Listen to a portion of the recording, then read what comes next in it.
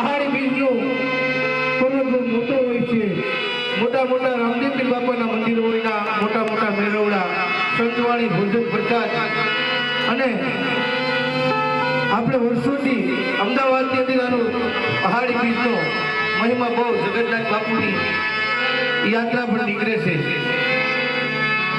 આજ આહાડી બીજ નિમિત્તે શ્રી રામદેવ બાપાનો ઇતિહાસ આજ બાબરકોટના આંગણે રમાતું હોય ને એવા કાર્ય માટે છે આપણા સનાતન ધર્મની અંદર કે જેનું જતન કરવું જોઈએ એવું આપણી ગાયો માટે, એનો બચાવ કરવા માટે, એના ઘાસચારા માટે, કોઈ બીમાર લંગડી ગાય હોય એને સાચવવા માટે ગૌશાળાના લાભાર્થી આ કાર્ય થઈ રહ્યું છે. મારા જે પણ એની રકમ આવે છે તમામ રકમ બાબરકોટ દ્વારકાધીશ ગૌશાળાના લાભાર્થી રહે છે. મારા તો માતાજીના બ્રાહ્મણે ક્યાંથી ખોડિયારમાં તો રામદેવજી બાપાની શુભ શરૂઆત કરતા પહેલા ખોડિયારમાંની આરતી ઉતર્યા પછી આપણું રામમંડળ ચાલુ થાય છે. તો જેને ભગવાને કાંઈ પણ કીધું છે ફૂલની તો ફૂલની પાકડી બોલ કરો છેલ્લો બોલ લેવામાં આવશે.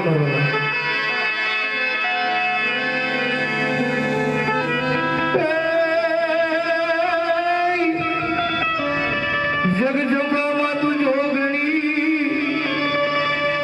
જપીએ તારા જોડીના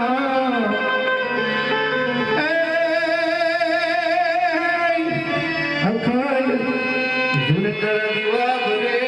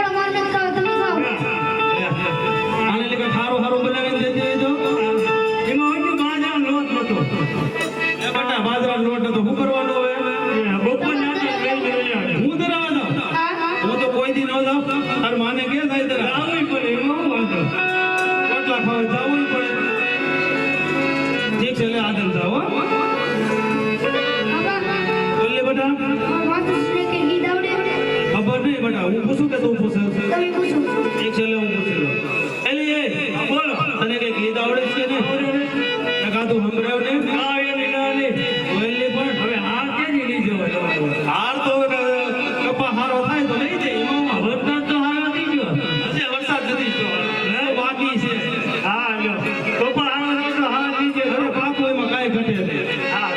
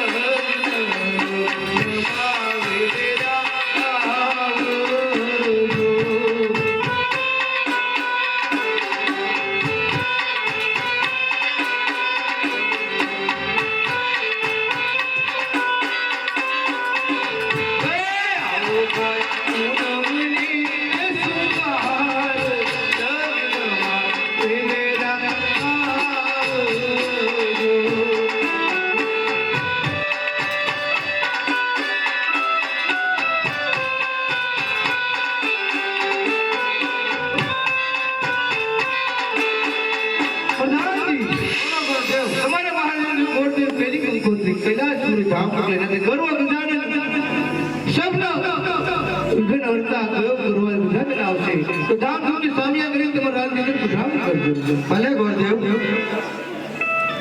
પ્રણામ મહારાજા બોલો ગજાનન ગુરુદેવ પેલી કંકોત્રી કૈલાસપુરી ધામ ત્યાંથી ગરવા ગજાનન આવશે અને ધામધૂમથી સામના કરી આપણા નગરમાં પધરામણી કરીશું ભલે પ્રધાનજી બોલો મહારાજા ગોઠેને કહ્યો કે સાતો સાત હવે ચોથી કંકોત્રી અખિલ બ્રહ્માંડનો નાથ એવા દ્વારકાધીશને લખે ભલે મહારાજા અરે ગુરુદેવ બોલો પ્રધાનજી પૂરું કામ હવે ચોથી કંકોત્રી અખિલ બ્રહ્માંડનો નાથ એવા કૃષ્ણ પરમાત્મા જગતગુરુ એવા દ્વારકાધીશને લખી નાખો તો ભગવાન લક્ષ્મણ દક્ષિણે ન બોલે વાત ન બોલે